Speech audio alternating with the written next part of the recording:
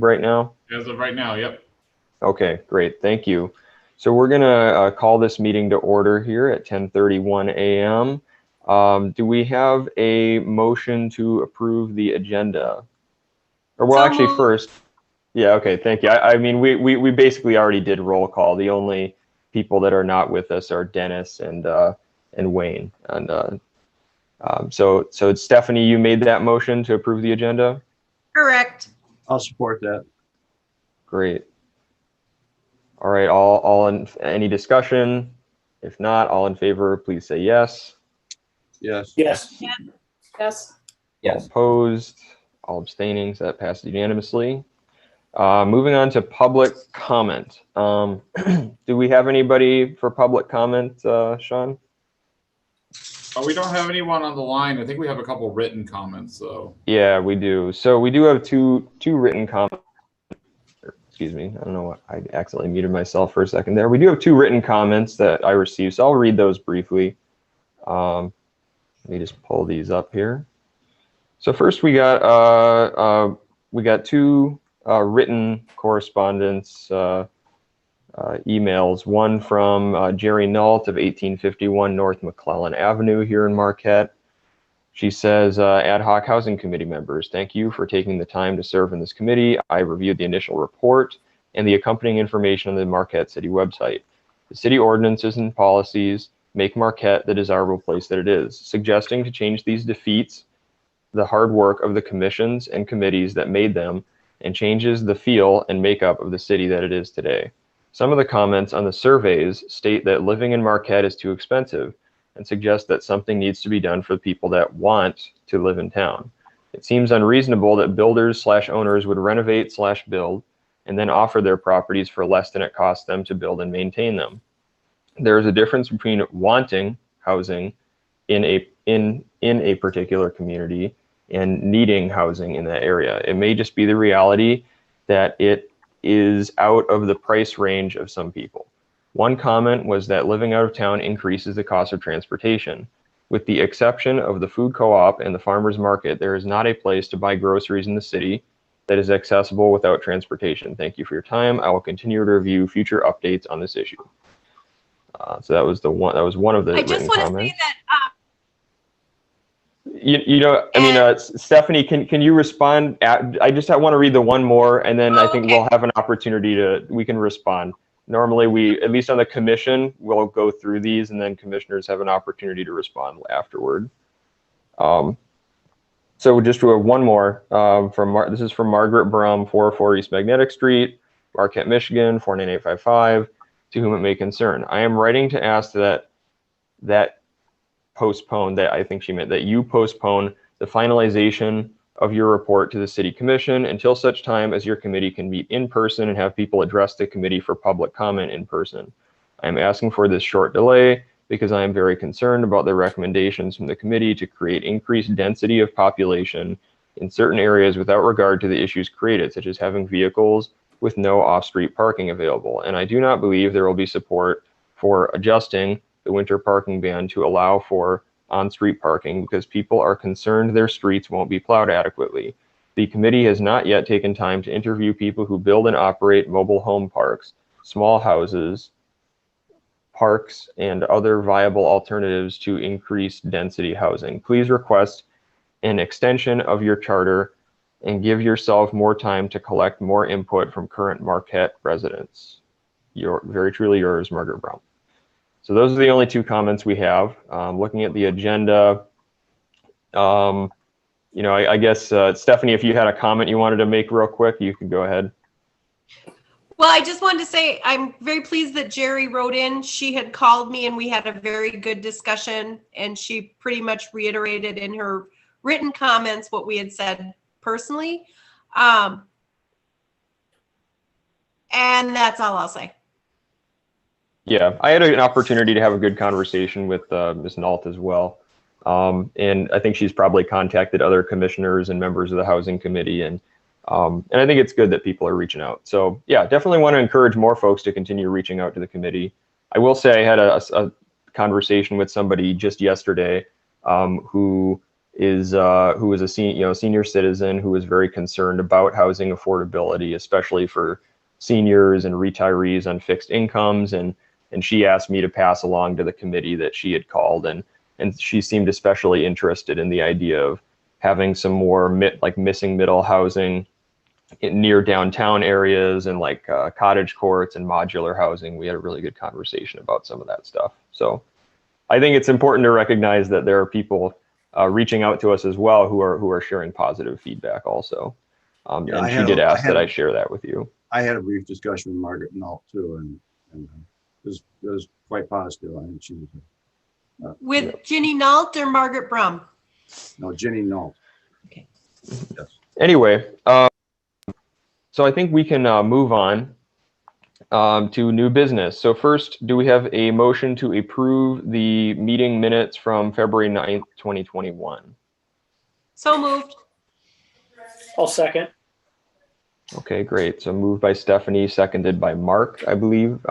Any discussion? If not, all those in favor, please say yes. Yes. Yes. Yes. Yes. All opposed? All abstaining?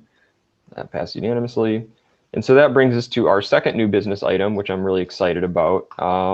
Thank you in advance to Stephanie and Antonio for all the hard work that they put in on this. So we're going to look at some data from comparable communities that Stephanie and Antonio were able to prepare for us over the last month.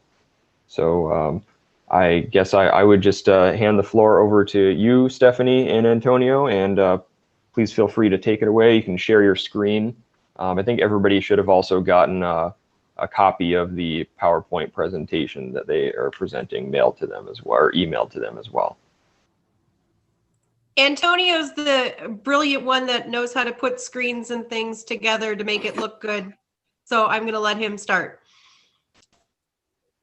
Okay, good morning, everyone. Thank you, Stephanie. And thank you for sharing and putting together the data. I think that's going to be very important for our discussion today. And I'm excited to also see what we can obtain from these reports, and then hopefully dive deeper for the recommendations for the final report. So the way we'll segment this section this off is we're probably going to spend a good 10-15 minutes outlining how we arrived at these comparable cities, what this all means in the context of what we're trying to explore. And then Stephanie and I will discuss a little bit more detail as to those. And then it's not really a Q&A, because I'll be the first to admit I am not an expert in comparable data when it comes to all these numbers being presented today. But I think it's good to have a discussion maybe after the numbers are presented. That way we can all chime in. So without further ado here, I'm going to try to screen share and see if this actually works. So let's take a quick peek. Can everyone see my screen? Nope. No. Not yet. Okay, it looks like I'm not sharing the right one. Bear with me.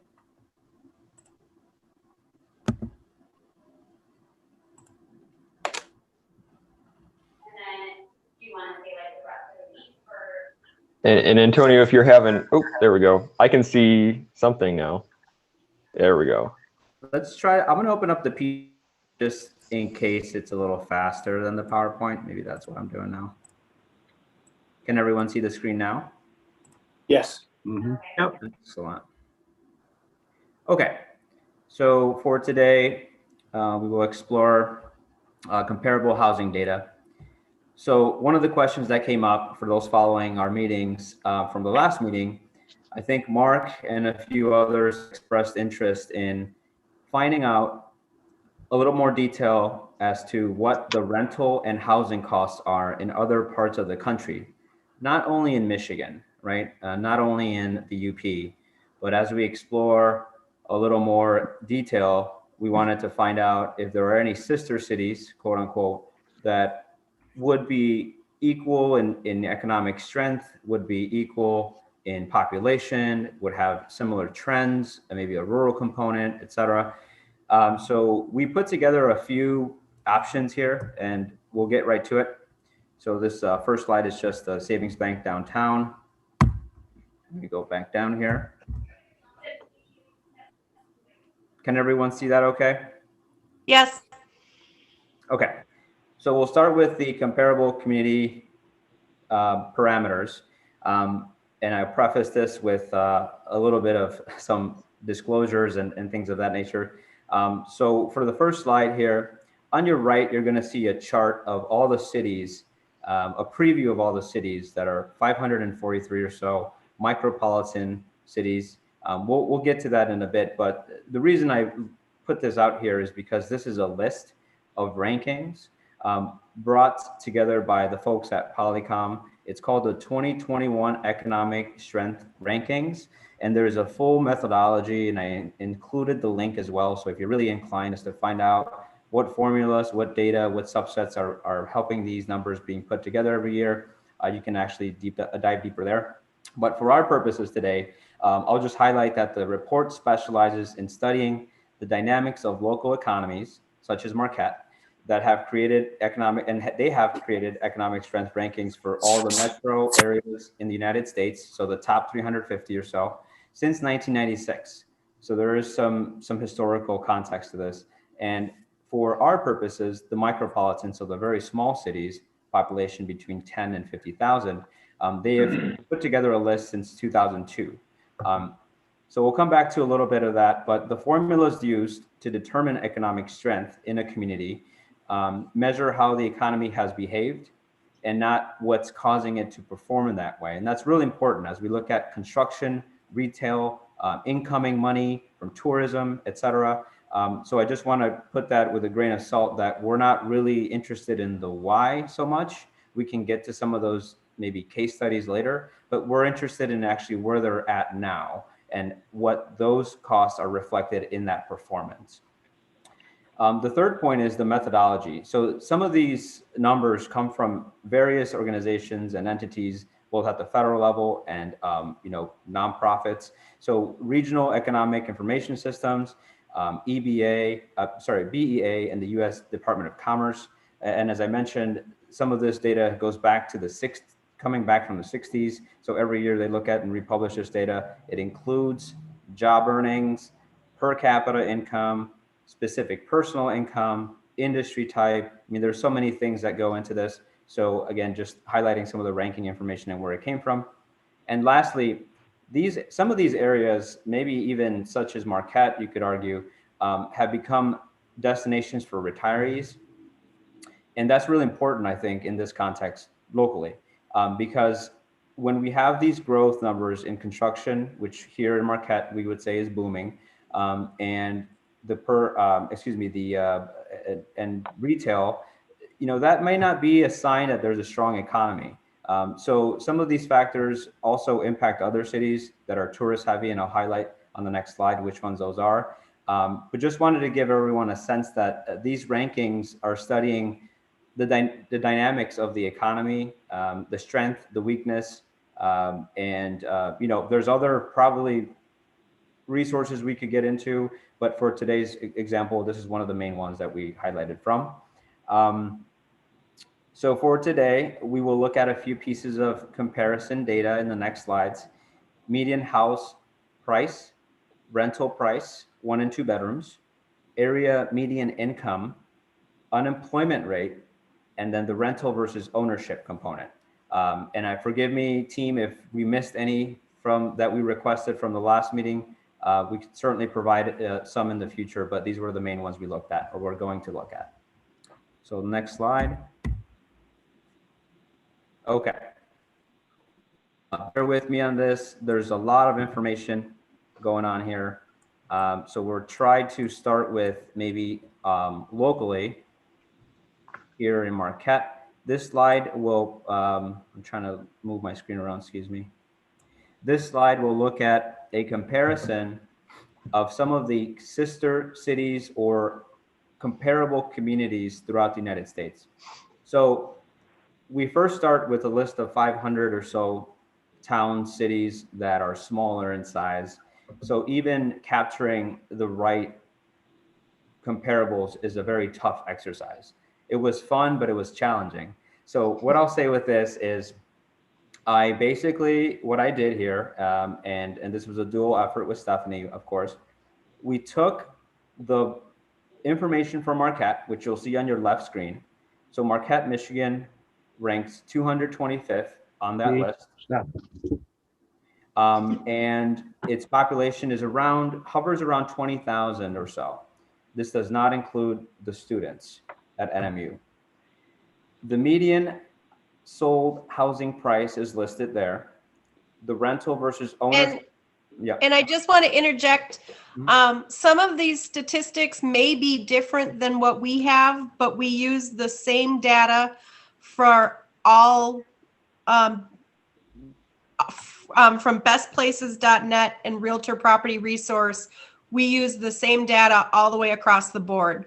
So although we may feel some of the data isn't correct, it's consistent.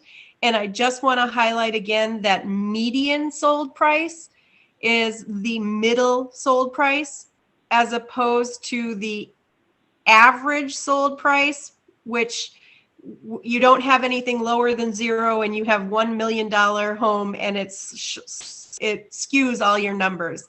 So we went with median sold price instead of average.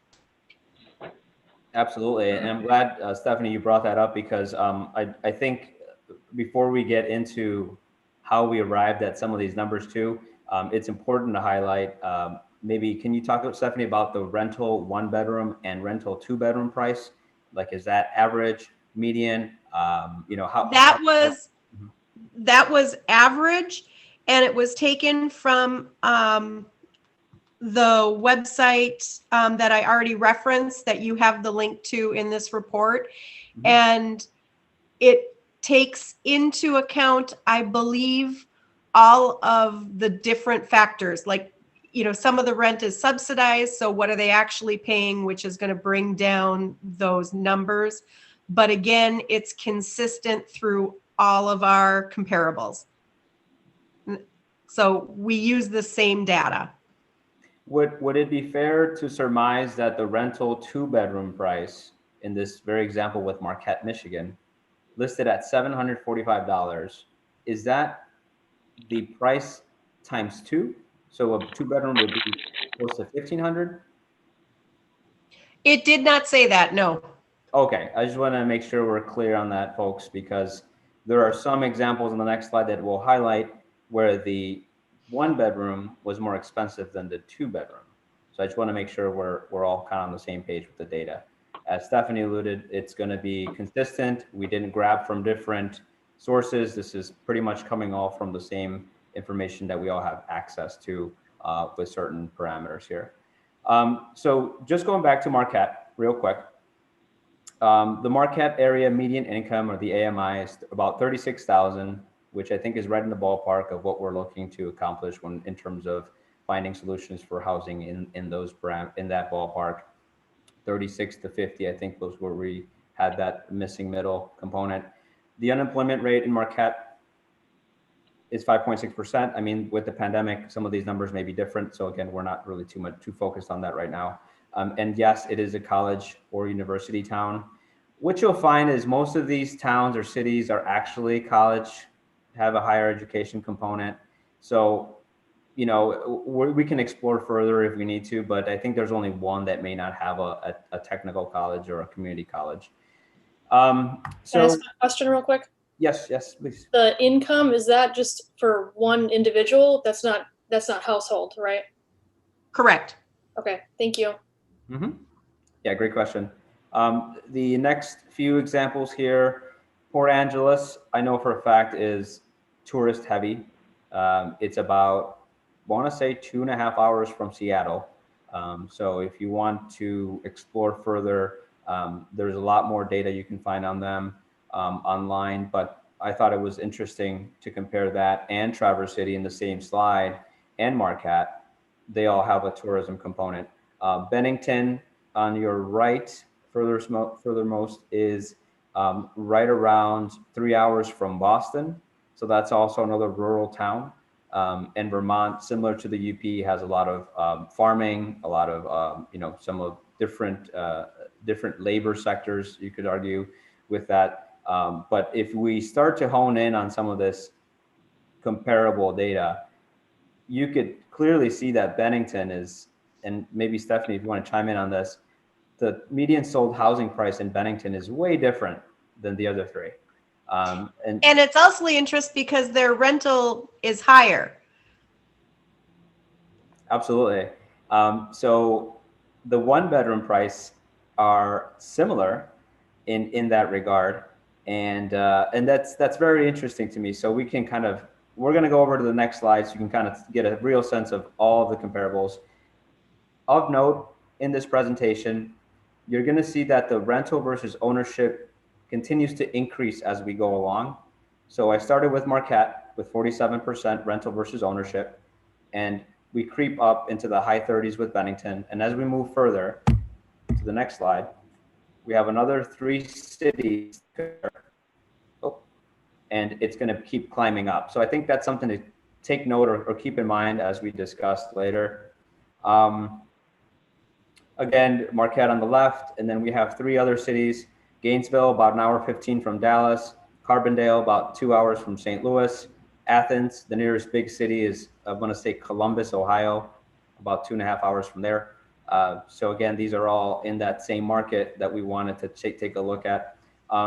What I'm interesting in highlighting here is that as the rental versus ownership numbers are increasing, you could take a look at, see how that impacts the rental prices. Look at the area median income. Carbondale, for sure, it's a college town. SIU, Southern Illinois University, is located there. They have a higher crime rate. Just highlighting some things that stand out. The prices on the area median income, is much lower than anything we're seeing in the comparables. So there are certain things that are starting to take trend here, but I wanted to kind of take it back to how does it compare to Marquette, right? So if you look at the rentals in Athens and Carbondale, for example, compared to Marquette, very similar, but the area median income is much lower.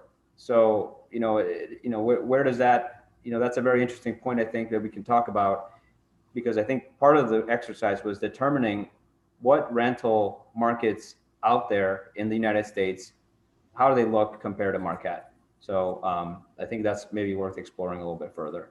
I found it very interesting that Athens, Ohio had an area median income of half of ours, and yet their median home sold price was above ours. That kind of blew my mind. Yeah, absolutely. And then as we look at these numbers, I'll go back to the other slide.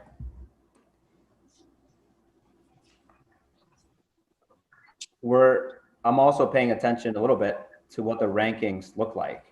Are these strong economies relative to Marquette? Up here on the first slide, the answer is yes. These are all thriving communities. They all have their different sectors that they specialize in, right? Relatively speaking, we're nowhere in that ballpark. However, on the next slide, you have some of the cities that are ranked similar to Marquette: Gainesville, Athens. Carbondale isn't ranked, but is a college town. So I think there's a little bit of exploration maybe that I will admit we need to do here, because some of these rental prices, again, are very similar, but some of them are more expensive.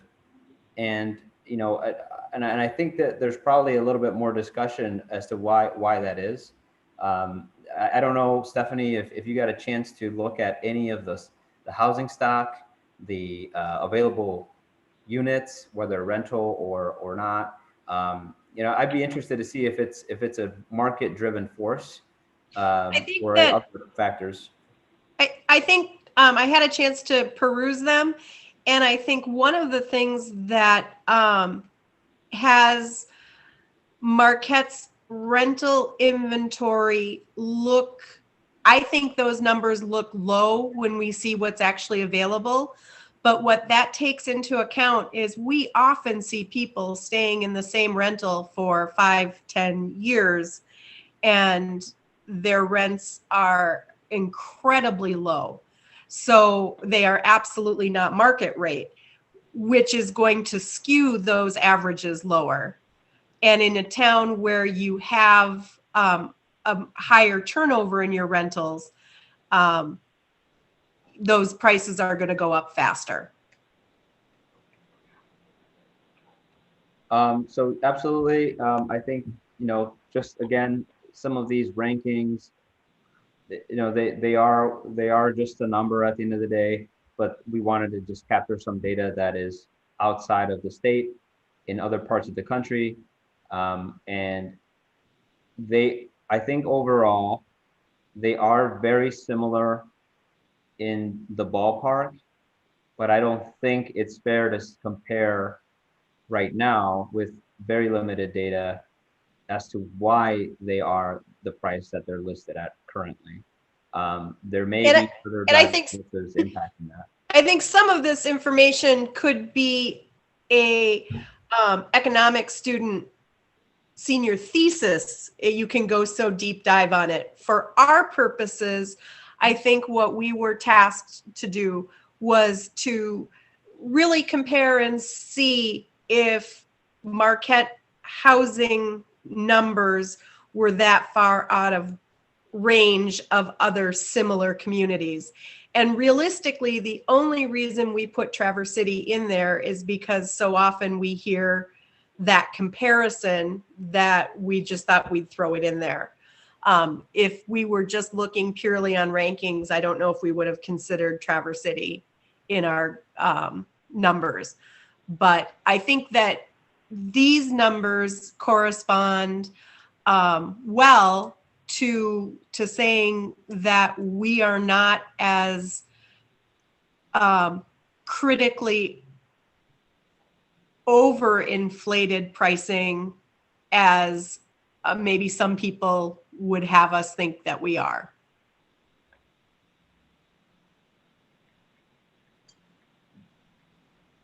Stephanie, I'm going to just chime in with rentals. When you do have that, you're completely right on people staying in their units for a long time and having cheaper rent. We figure it costs us basically every time we have to turn a unit, it costs us about 1 month's rent. So if the rent's $1,000, you're probably putting $1,000 into it. Some of them, no, you're not putting that much in, but some of them, hey, when you have to redo kitchens and flooring and all that, it's way higher.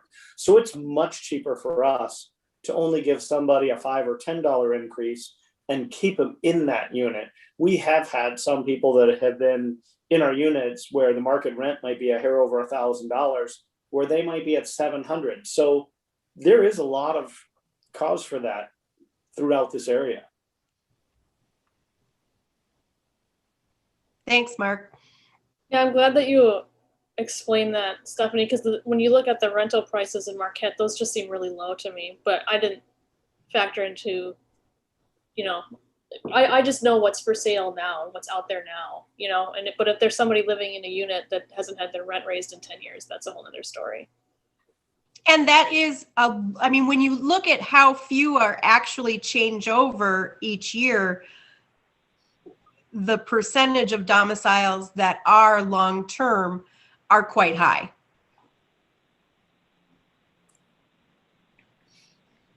Yeah, and I would just comment, that's very consistent with what you see when you look at data from the Census Bureau. So U.S. Census data, the American Community Survey data that we've talked about in the past. It's the same thing when you look at their even not even talking about average rent, but median rent that the Census Bureau calculates. It's also just considering what people are paying for housing. So it's not accounting for the fact that we've got a lot of subsidized housing in Marquette compared to perhaps some of these other communities, or it's not accounting for, as you were talking about, people that have been in the same rental for 5 or 10 years and their landlord more or less has them kind of locked in at a certain price point. An interesting article came out today, and I will send the graphic in our email, but it was a graphic on the salary you need to afford the average home in your state based on a 30-year mortgage with a 10% down payment. And Michigan was in the bottom 3 states for the whole entire US. So I understand what people are saying when they're saying they're frustrated with our prices, but I think, as we talked about with the city commission, I think sometimes that's a frustration with wages more than it is housing prices. I also pulled up today and shared on my Facebook the number of homes that are actually available. Last year at this time, there were 340 homes available, and that's kind of before the spring market. This year, there's 201, and of those, 96 are pending. So there's actually only 105 homes in all of Marquette County available as of today. So what that is saying is, I know no one wants more density in their backyard, and everyone wants it within walking distance of downtown, but I just don't know where that land's supposed to come from. But I think we have to do everything we can to facilitate, encourage, and make easy to allow any sort of building to happen. I think that's a really good point, Stephanie. The only thing I would say, I think, about the state level data is there's a lot of variation within Michigan. I know, like I had a friend who, was fresh out of college, not earning very much money, and he bought this like beautiful brownstone house in like Midtown Detroit for like 5 figures. I mean, so I do think Detroit, just because it's like their housing market is still so depressed, probably does drag that down. But I mean, I think it's an interesting point. Clearly this is, as we can see looking at this data, housing affordability is not just a Marquette problem, it's a nationwide problem. And I think that we have to manage our expectations as a committee as to what we can actually accomplish. And I understand the whole picture, but I think we have to be able to attack and bite off what we can actually chew. We're not going to solve all the problems. And this is Dennis. If I can help you out here, I think it'd be important to remember that I guess the rest of the city commission is kind of expecting this report to be the basis for further action. So, keeping in mind that it's the basis for further action, I don't think you're going to be able to drill down and actually work through all the public processes. I mean, you're compiling data for them to use later on to, create the basis for further action. That's absolutely right, Dennis, and thank you for bringing that up, because I do think that there's perhaps a misunderstanding about the nature of our committee. As we all know, we're not a policy committee. We're a committee we're an advisory committee. We don't make policy. Ultimately, we will make recommendations that perhaps will be implemented. Some of them maybe low-hanging fruit by city staff. Others, you're going to need to get the planning commission involved. You're going to need to get the city commission involved, and those are all going to be public processes. And certainly, probably in our final report, there will be recommendations that don't get implemented. For one reason or another. So I think it's important for everybody to remember that. I think we're all on the same page there, but maybe not everybody in the community, or maybe everybody who's watching this meeting is on that same page. So I just want to reiterate that. But is the committee comfortable with Antonio and I sharing this report publicly, or do they want to hold it just for the committee for now? I mean, it's already public. It's public now. It's public now. Okay. Yeah, these are public meetings. Social media. Can I just ask a question real quick? I want to go back to that report, Stephanie, you talked about where Michigan was in the bottom 3. Can you explain? So the bottom 3, as far as the incomes are too low to afford the homes, is that what you meant by that? No, what is needed. The amount that is needed in order to afford the average home in our state. And I just sent that graphic to everybody. Okay, thank you. Okay. Stephanie, did you email that or Facebook? Email, yep. What's everybody's thoughts also on, we have to do a balancing act. The city needs tax revenue. They've been beat up with all the power plants getting shut down. You know, if housing prices go down, then the tax revenue is going to go down as well. You know, I mean, my personal thoughts is we need a little more supply, but we don't really want housing prices to go down. That's not necessarily a good thing. And again, the tax base for the city. So what are some feelings on that or thoughts? I think that my biggest takeaway at this point is that I don't think the major problem is necessarily the cost of the housing. I think the bigger problem is wages. So for me, I would think that we could focus on some sort of economic development as part of our recommendation, some sort of push to that. And I know that there are organizations that deal with that already, but I would agree we don't want housing prices to go down. Nobody that owns a house would want that, and nobody that wants to buy a house would then want that to happen to them either. So that would be my take. I think that's absolutely something that should be in our report, is that the city should work with all groups possible to foster economic development. Yeah, I believe that was actually already a recommendation in our initial report, but we can, we can beef that up a little bit in the final report. And I would agree, I think it's more about, what can we do perhaps to create some new, more affordable homes, as opposed to trying to both, rentals and owner occupied, as opposed to, we're not trying to destroy people's property values or anything. That's not the goal of this committee. But I think that perception is out there that we want to lower values and we want to lower costs. And I don't agree with that. I mean, I think especially with new construction, I mean, if we want newly built market rate rentals, in my opinion, I think rents are going to have to go up. I think home prices are going to have to go up. You don't see the people out there building the Dana lanes. You don't see the small subdivisions that we used to have. You go all over Trowbridge and stuff. We had a lot of ranch homes, and the prices are just not there to support them being built new again. If they were, they'd be being built.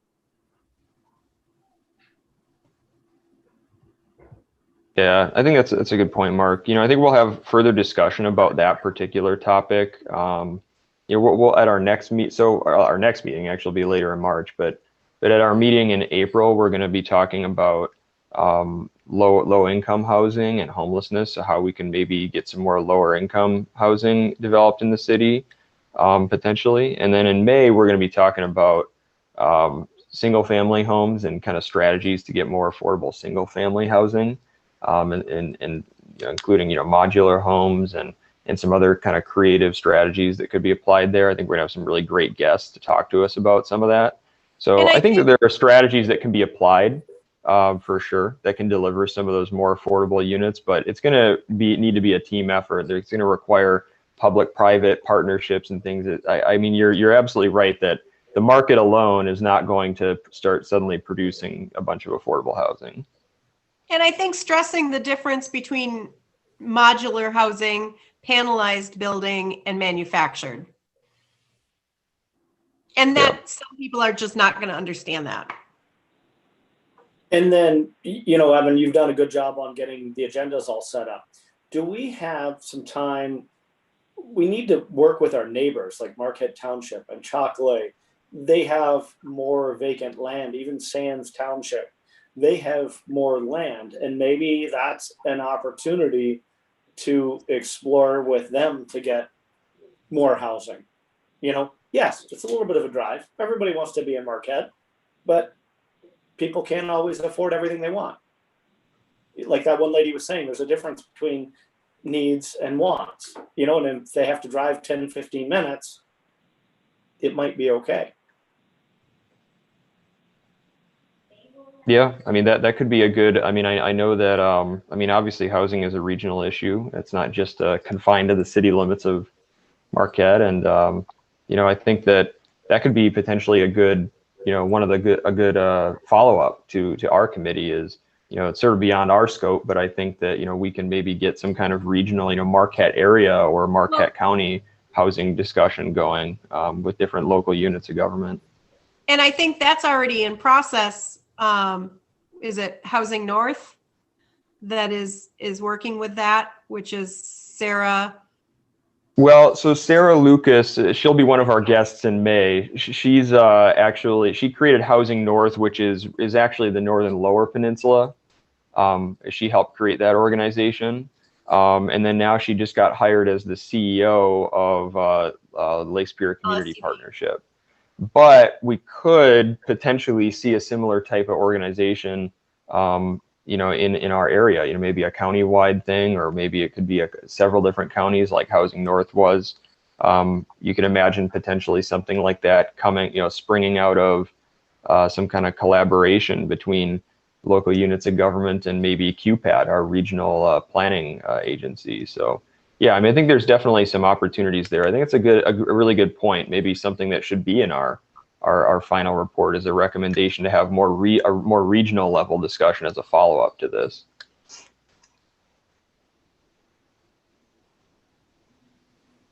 But anyway, I don't want to derail your presentation there. So Antonio, I think if you want to go on to the next slide, and we can maybe have some more questions after the presentation is wrapped up. Sure. I think we were almost there. So I really appreciate everyone chiming in.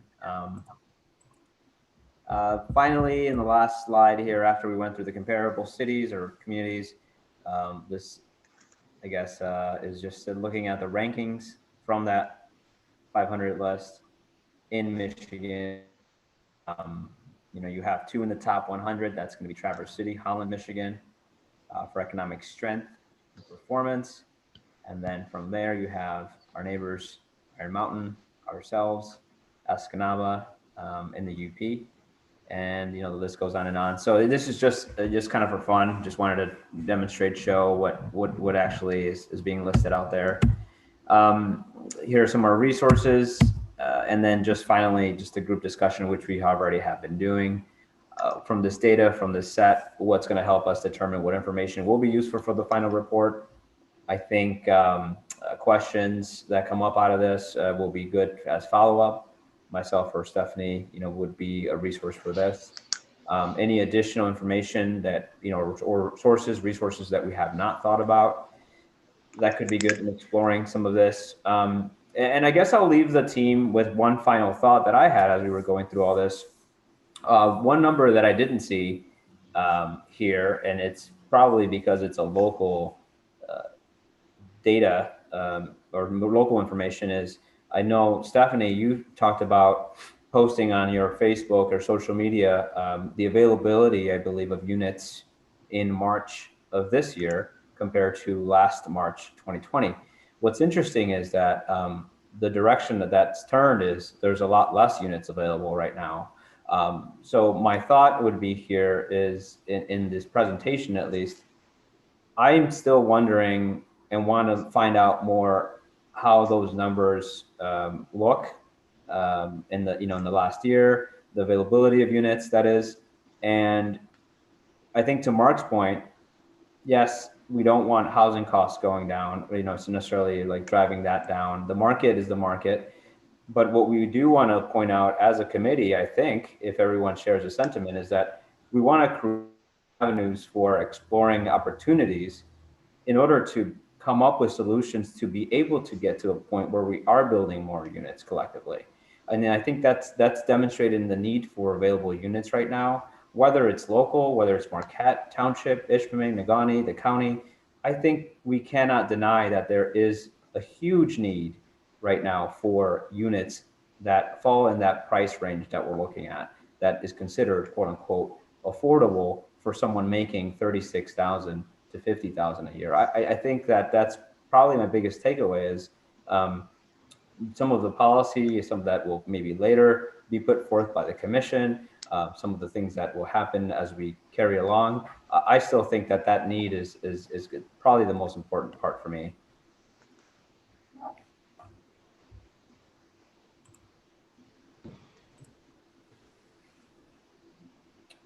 So any questions or thoughts from members of the committee that haven't spoken in the presentation, during the presentation?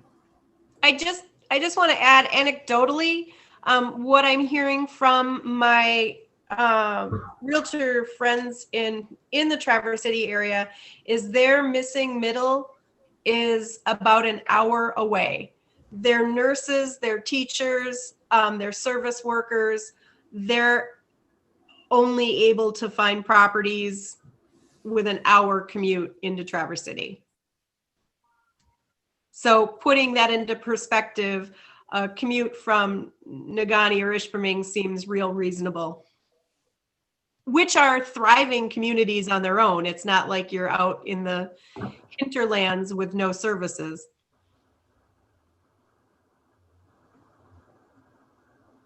Yeah, we certainly don't want to get to the point where people are driving from an hour away.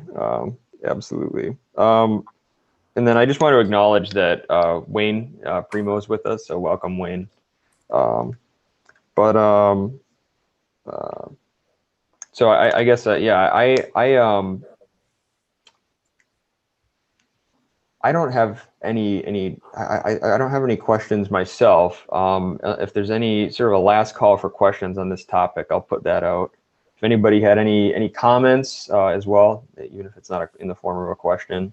I just have a couple questions. It might be more for Stephanie and Antonio.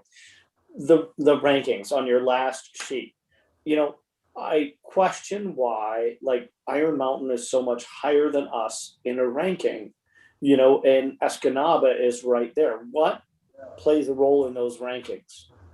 Yep, great question. So I try to stay away from some of the comparable communities just because of the housing, you know, might be different and et cetera. But I'm going to pull up a sheet here, so bear with me. In the formula for the economic rankings, Mark, you're going to have, and I'm not an expert in this, but this is what I surmised from the report. If we deep dive into the sectors, it's clustered in the formula, it's clustered into 3 groups.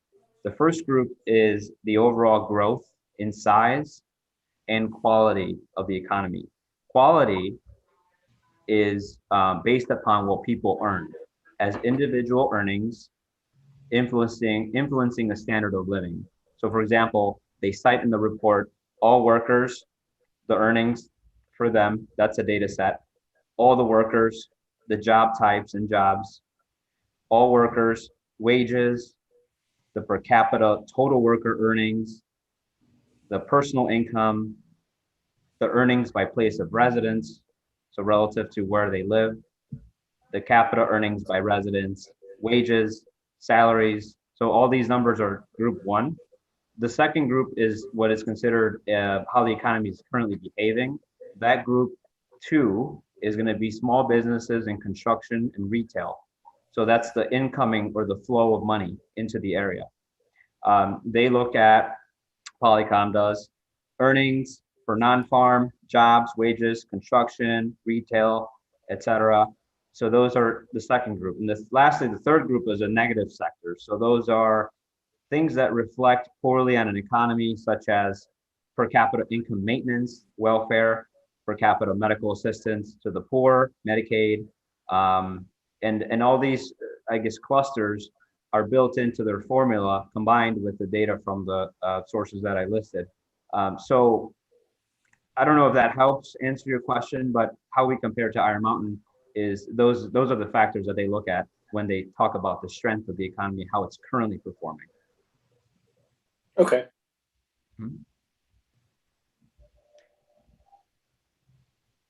To that, you know, I would just add that, you know, briefly that I do know that QPAD recently, they actually helped Dickinson County create they did a housing market assessment for Dickinson County before they did for Marquette County. I guess, you know, down in Dickinson, apparently they have some housing issues as well that are more related to just a shortage of a lot of housing as opposed to housing prices, you know, rising very rapidly. But they were worried they might start rising if they didn't increase supply. That was at least my takeaway from reading the housing market assessment that QPAD did for Dickinson County. think they are seeing some growth down there.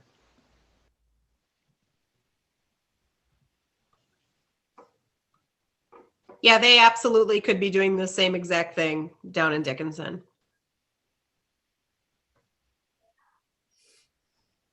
Quick question.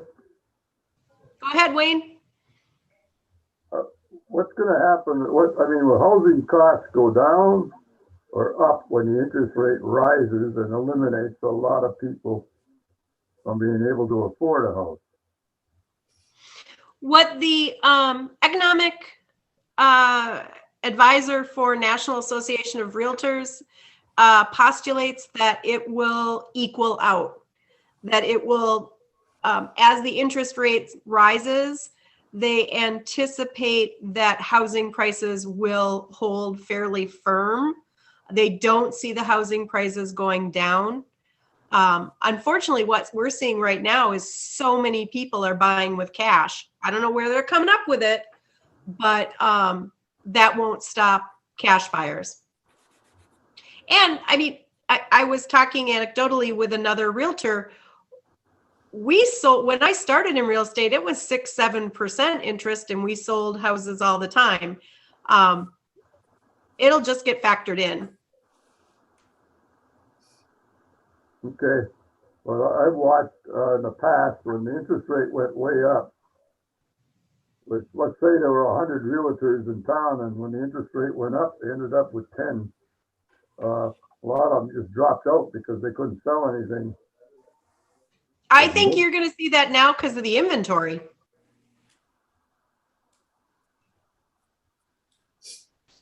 Okay. Everybody knows interest rates are already crawling up. And I think that's a fair point that Stephanie brought up, is that the interest rates are, creeping up, but they are not what they were in the 90s, late 90s, early 2000s. Or the 80s when they were in the 10s. 10, 12, 8% was, I know we're talking about even half of that right now is high, relatively speaking. So one question I did have, Stephanie, in that data, I'd be curious that for the March numbers that came out, what units are in that affordable price range that we looked at, between $560 to whatever that number was, $900. I don't have the rental numbers. I just have sale numbers, and I didn't even break it down by price range. Mm-hmm. Yep. No worries. Nothing here. Just in general. In the future, I can probably offline message you. I'd be curious as to if somebody in Marquette City right now wanted to get on one of those, on that list for one of those units, which ones would we consider affordable based on the definition of affordable housing? So. When it comes into residential sales in the whole county, the numbers are negligible. I mean, maybe one in the 150 to 250 range. Mm-hmm. And I think that, for the final report, and this is something that I can, send along more detailed information about, but, one thing that had been identified by the city commission, I think during our work session, and which I think would be a great follow-up to all of this research that you've all done, is then going into Marquette and looking at, okay, these different price ranges, these different income levels, right? Percentages of the area median income, and trying to determine how much, house or how much apartment somebody could actually afford at different income levels, in terms of, how much could somebody earning 80% of the area median income in the city of Marquette afford to pay in rent, or how much could they afford to, how expensive of a house could they afford to buy, right? I think that would be. Aren't those numbers that QPAD already had? I don't know if I don't know. I would have to take a look at the report again. I don't think that they went as far as saying, oh, if you earn 80%, median income, this is the amount you could pay for a house. But I'd have to double check. I don't think that they included that in their market assessment, though. And then I figured that, Stephanie, I mean, you as a realtor, that would be an excellent way for us to use your expertise of, you could figure out perhaps of how much somebody could afford to pay. Maybe, somebody else. That's a banker question. I don't ever. That's a banker question. Okay, so maybe we need to recruit a banker. We need to get a banker to help us with that. Maybe somebody else can do a deep dive. Maybe I could do a deep dive into the census data and figure out, okay, with rent, how much could you afford actually when you factor in other things? I don't know, but that would be an interesting piece of data for us to have in the final report. There may have been some of that data in the report that I used that's on our slide that had more information on rentals than I went deeper in that report. So I would go to, and I forget what it's called right now, but it's the one right above Realtor Property Resource. I would take a look at that source and do some deep dive there. Yeah, I'll follow up about this. I mean, I'll send an email out to the whole committee, and certainly to you, Stephanie, so you can kind of point us in the right direction on that. But that'll be, I think, a follow up to this, that we want to have that data and those estimates for both rentals and owner occupied homes in the final report, because it was something that the commission wanted. And I think also it'll make it a lot easier for people in the community to understand, what are we talking about when we're talking about workforce housing or low income housing or affordable? What does that actually mean, right?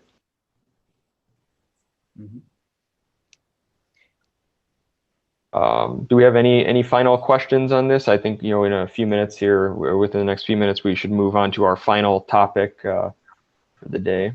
But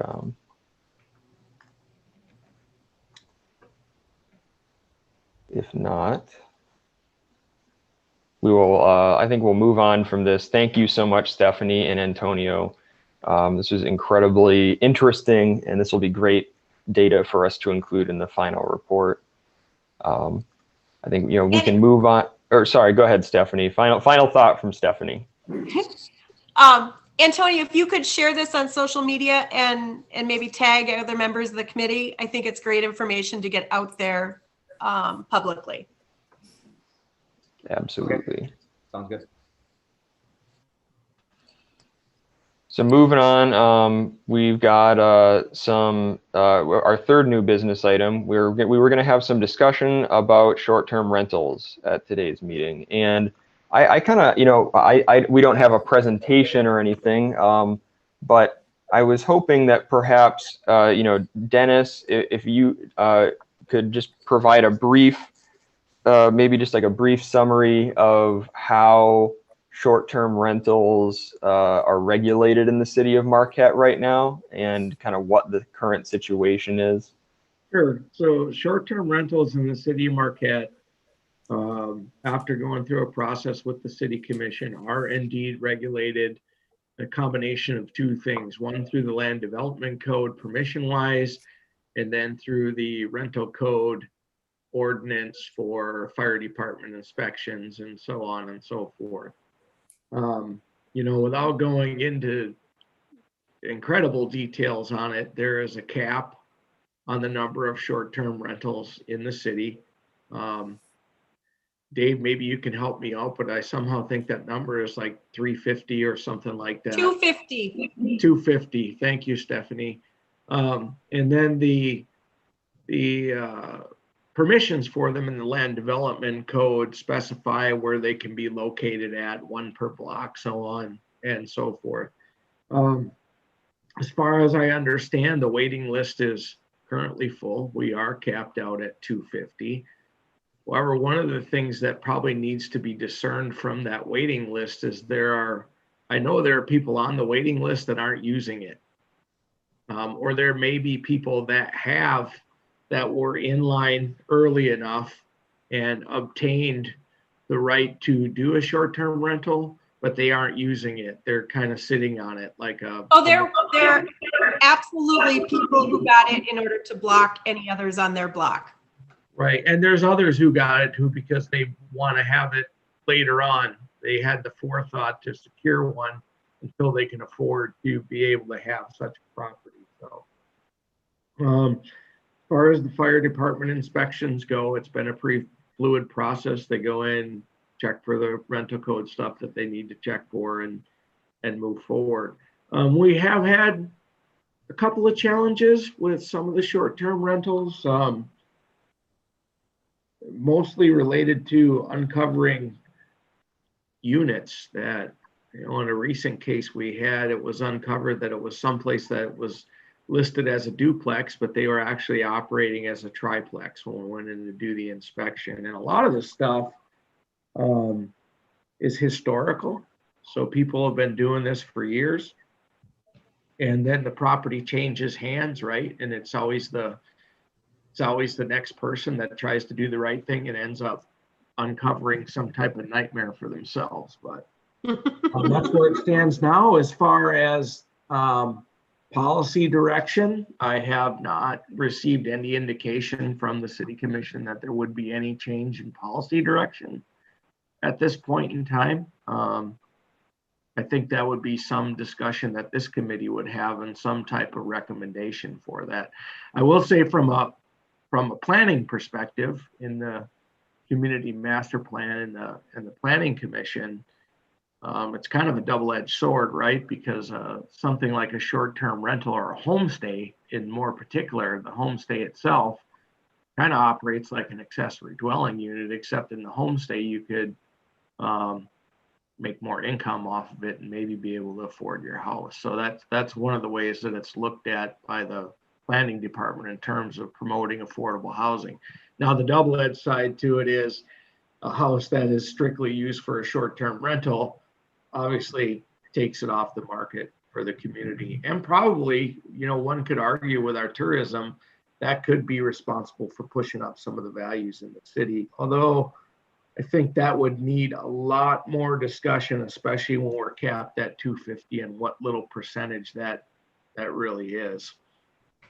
What is our total housing amount? What is that 250 as a percentage? Oh, I want to say 3,000.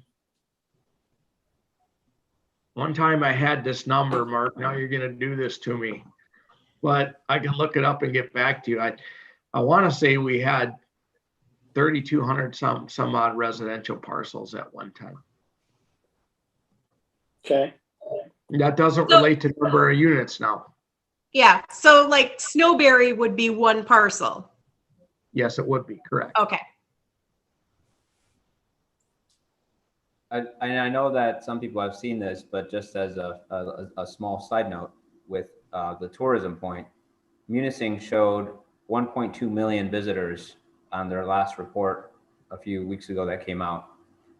Dennis, with tourism particularly, folks that want to stay in Marquette in the summer, they're going to some of them are going to hop on and try to rent some of these Airbnbs, some of these units. So yes, yep, absolutely will take away from the community. We can't be shy about that point. So whatever it takes to make sure that the use is permitted and being used for, to not take away from the residents is important. I don't know that 250 is going to take away from the big chunk, but every little bit will help, and we're looking at units to be able to consider that are affordable as options for residents. And I think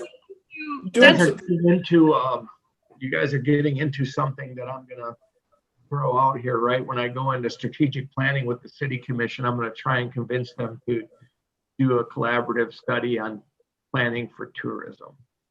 So all you guys can advocate for me on that when I get in the room with them, okay? Yeah, absolutely. This is exactly what you're talking about. We have not figured this out yet. And I also think we need to realize that there is a relatively big difference between an in-home, at-home, homestay type of short-term rental versus a standalone unit. And when we're talking about housing affordability, opening up that homestay, you still have to have the parking to support it. You still have to have the inspection. They determine how many people can stay in your homestay. But for some people who, like Evan, who if he wants to buy a house, but it's got maybe a finished bedroom in the basement that he'd like to be able to rent out short term to help afford his house, that's what we're seeing a lot of millennials wanting to do. And not just millennials. I mean, I personally do it in my own home. And it is a great way to augment housing affordability to allow a homestay, which is different than a full VRBO or Airbnb. And I don't know the breakdown on the number of homestay versus standalone units, but I think they're both combined into the total 250. I just want to point out, if you look at that 250 units, a lot of comments have said that it's insignificant. But if we have 3,200 units, and we're not sure on the numbers, right? That's 7.8% of our housing units. That's a big amount. Well, it's 7.2% of the domiciles. Yeah, it would depend Of on the the number of housing units. livable units in the home. Yeah, it's the domiciles, it's the parcel number, the number of individual parcels. Right. Although one thing I will say on this point, I was going to make a similar point, Mark, that, really when we're talking about potential negative impacts of short-term rentals, and I think, there's two avenues people go down with this usually. There's one avenue that's more like the sort of not in my backyard argument of like, I don't want these in my neighborhood because they're going to cause some kind of problem. And correct me if I'm wrong, Dennis, but like, I don't think we've seen short-term rentals causing a whole lot of problems in neighborhoods in Marquette. Not as many problems as the college rentals. I feel 100% confident making that statement. Okay, sure. But so I think that's one direction people go. And then the other direction, which I think, Antonio was talking about, right, is that you will end up, and as Dennis noted, right, like if it isn't properly regulated, the short-term rental market can start eating up long-term rental units, and that can have an impact on supply and demand and affordability, especially depending on which kind of units are getting converted into short-term rentals. Perhaps the smaller, more affordable ones are more likely to be, right? Maybe not. But I think that, I was just looking at some data that I looked up here on the side from the U.S. Census Bureau, the 2019 5-year estimates from the American Community Survey, which are pretty much almost as accurate as the U.S. Census, even if the data can be a little bit outdated. And it said that in the city of Marquette in 2019, there was about 3,994 occupied units paying rent, so close to 4,000.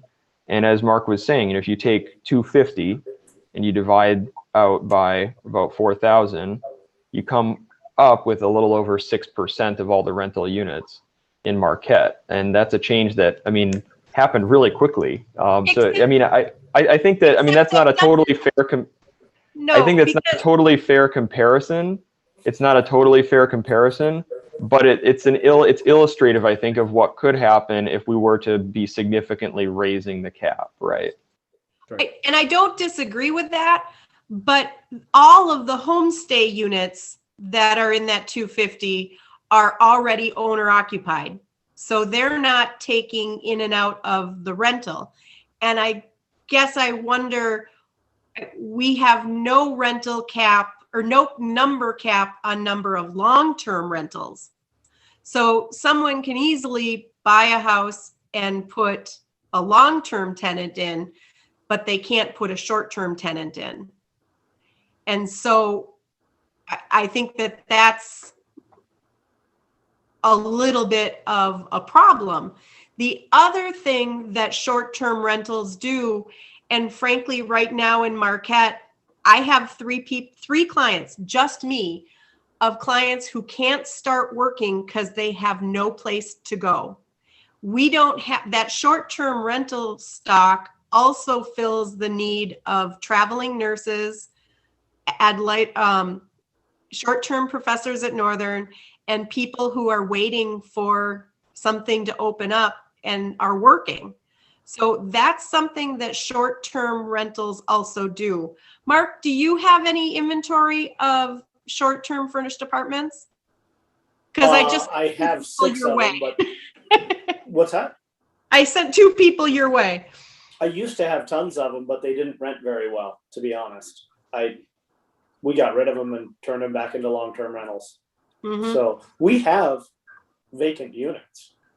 So if people are saying they can't find housing, that's not correct.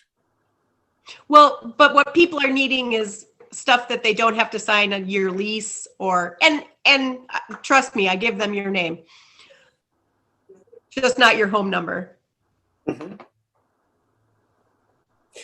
I also wanted to just mention, years ago, I used to always build about 40 units a year. Okay. And this community, in my opinion, can absorb 40 new units a year without impacting rental rates and market rates and probably home prices as well. There was one year I built 96 units and I saw a significant decline. So, if we just took out 250 units with the short-term stay or the short-term units, it's going to take some time to reabsorb and accept all of those units. So that did take a lot of housing out. It put it in a different fashion, which can be good, but it did affect our housing. And that's only been in effect for 1 or 2 years. If you figure 40 units a year, it's going to take us 5 years to absorb that impact. And how long has it been since you've built 40 units in a year? 3 years. So that's 120 units that didn't come into play. That's on true. top of that. Yep. Yeah, I think I was thinking, first, let me just say, is there anybody else who hasn't spoken up on this topic yet, who has any questions or any comments that you wanted to get in here?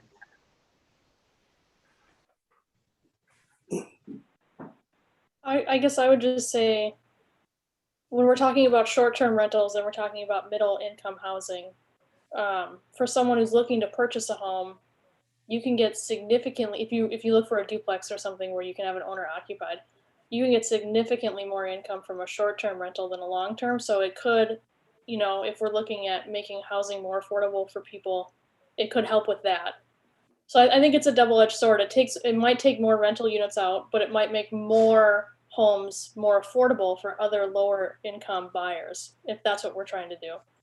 Last year, we saw with the 3-month hold on short-term rentals, we saw several people decide to get out of the short-term rental and put long-term tenants in or sold their units because it was only financially feasible if they were rented all the time, and they realized that if for some reason they're not, they can't afford it. Short-term rentals it's tough business. I mean, Stephanie, you have it out of your home. You have to be cleaning and doing bedding, and and if you're paying somebody to do that, that takes a lot of labor time out. And I mean, honestly, April and March, I mean, what the heck is there to do up here? You're kind of dead in the water. So it's not as easy as everybody thinks. I mean, yes, summer months, 3 months, you have a banner 3 months, but then the other 9 months, it's a struggle. And if you have 9 months of no activities like we just had, there's a lot of people who have turned their short-term rentals into long-term. Yeah, and I was just going to comment, that I think, Stephanie, you shared the point before, and I'm paraphrasing, so I apologize if I kind of get this wrong, but basically that right now that someone in the city, in most places in the city, as the zoning code stands, somebody could take part of their home and they could turn it into a long-term rental, but that they couldn't in many cases, they couldn't do it with do a short-term rental because of the cap and how things work. Maybe there's not somebody already has a permit on their block or whatever. And I mean, I guess, and I understand like the sense of like that doesn't seem fair from the standpoint of a homeowner, but like from the standpoint of a renter, my initial thought is like, well, actually, like I would love to see homeowners add long-term rental units, but if it could be rented as a long-term rental unit from a housing affordability standpoint, it might be better to have it rented as a long-term unit as opposed to a short-term unit. That's just my initial reaction to that. And I guess maybe Dennis, if you could get the numbers of homestay where they're in the home versus standalone, if there's a way to break those numbers down. Because I think they're too, the homestay does not take any other inventory out of play. It doesn't take any rental inventory out of play. It actually frees up other bedrooms.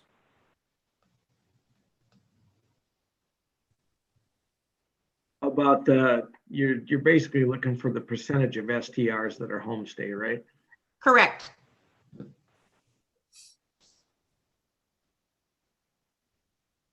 Yeah, I think that would be good data to have. If nothing else, be good data to include in the housing report. You know, I think that we have, you know, have a diversity of opinions here on the committee, but I think that it would be good to just include more of that information so that moving forward, people can have an easier time making determinations about policy.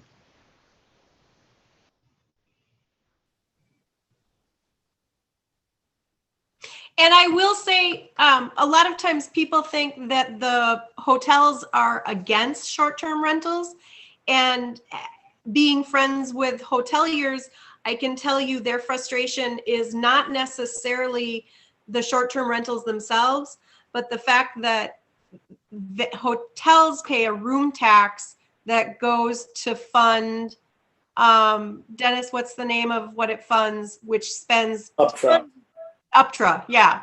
And so all the short-term rentals are reaping the benefits of UPTRA, but have none of the burden of contributing.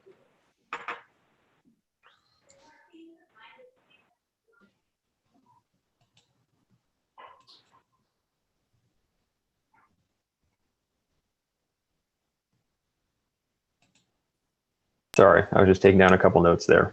Does anybody else have any final thoughts on short-term rentals before we kind of wrap up this discussion for now? Bob, Wayne, you guys haven't said anything. What are your thoughts?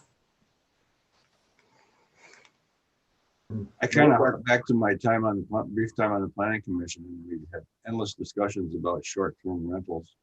I think what Dennis is telling us is that it's not a major issue right now. And I mean, if that's an accurate assumption.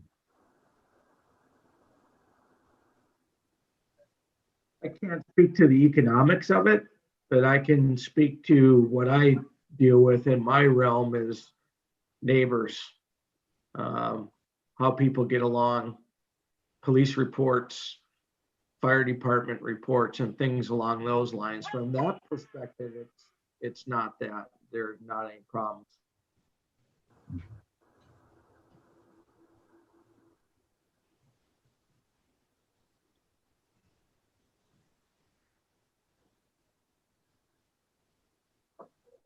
All right. Yeah, thank you for that, Dennis. And yeah, appreciate everybody's, you know, perspectives on all of this. You know, I mean, my own personal feelings are that, you know, I think there's a lot of empirical, you know, economic research that's been done on admittedly on other communities that you may have different factors in Marquette that shows that when you have more short-term rentals, rents tend to go up. But I mean, it's not necessarily something that's going to be true in every community. So I think it's important that, you know, whatever decisions the planning commission and the city commission ultimately makes, that, you know, that they're doing so, you know, considering both sides of that double-edged sword. I think, as Dennis was talking about, and Stephanie, I think you raised some very fair points about homestays, and it would be great to get that data in the final report. I think, you know, moving on to our final new business item, and I just wanted to provide a brief update on our future meeting topics and presenters we have coming up. You will all just bear with me for 1 second. I can find the email that I sent out to everybody. Essentially,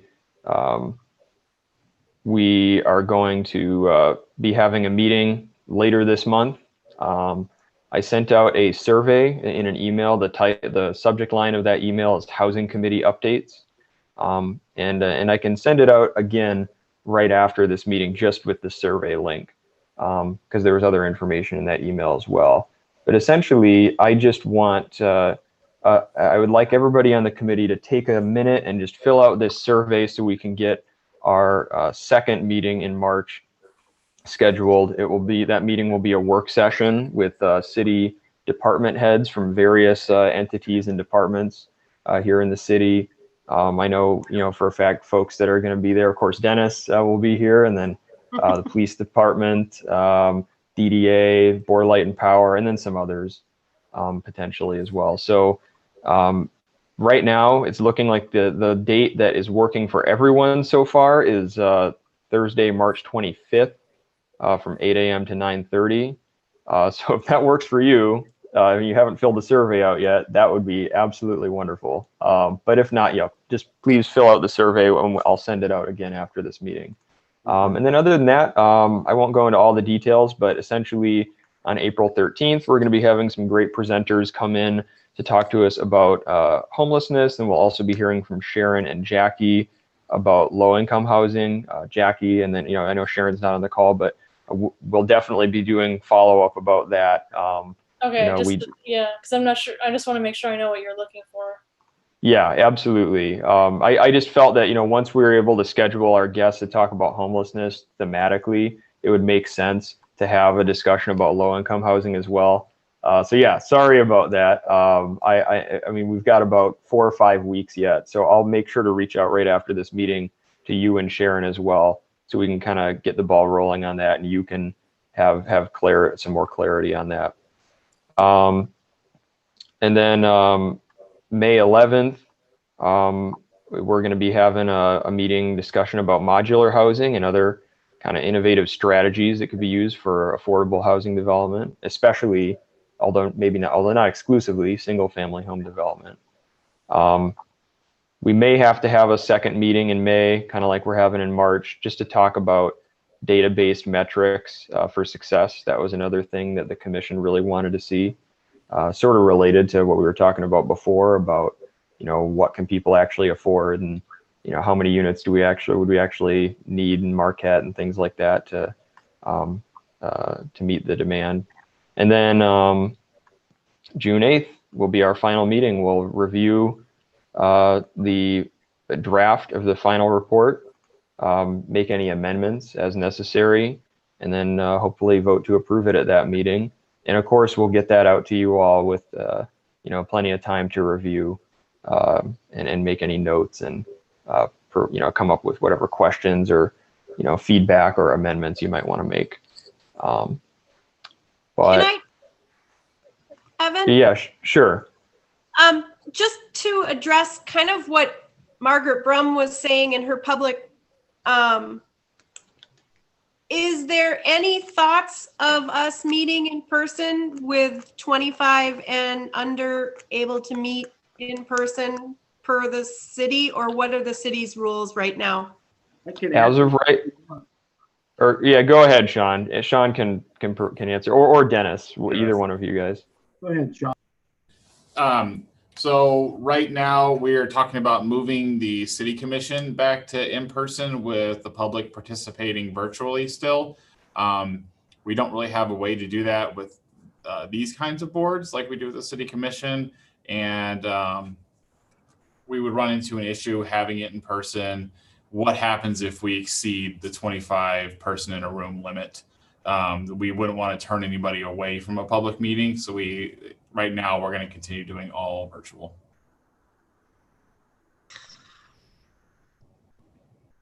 Just for safety and for making sure everyone's treated equitably. So I understand. I still don't like it, but it makes tons of sense. But if we could get 25 people to our committee meeting, wouldn't that be amazing? It seems like the possibility of it happening is pretty unlikely, but the what if it does, one person turned away, that's a person being turned away from an open meeting, Yep, I get it. Yeah, and I definitely hear you, Stephanie. I think it really, I think what it comes down to, as Sean was kind of alluding to there, is just it's a technical capacity issue. It's if you knew behind the scenes the technical issues we've had just with the city commission meetings, and then when you factor in like 20 some advisory boards, it would be an absolute logistical nightmare. Understand, just had to ask. Yeah, no, I appreciate that. She brought it up, so. Absolutely. All right, any final parting thoughts, questions, comments in our last minute or two here? Mark, what's it gonna take to get you to build some units? Less bureaucracy. That's Put really that in the what it is. You know, it's, I mean, you've got that, you have bureaucracy, you have labor, and you have materials. And they're all out of control right now. Well, we can make recommendations on the bureaucracy. Yeah. But the problem is you can't get to the state and the feds and the county. It's the whole accumulative thing. It's not just one department. You know, we could fix one department. We could fix probably two. Yeah. Well, I think on that, one of all his problems. What's Yeah. that, Dennis? So we're probably like the easiest one of all your problems. well, I think on that note, you know, good points there, Mark. And, you know, certainly that's an issue that we've been talking about, I think, from day one. And, you know, there's some recommendations in our initial report. I'm sure there will be in the final report. Hopefully we can start making some progress. I don't think that there's anything else I have for the committee. And so I think that we'll adjourn this meeting at 11:57 a.m. And we'll get that next meeting later on this month scheduled and get those details sent out to you as soon as possible. And again, keep an eye out for the survey that I'll send out in just a few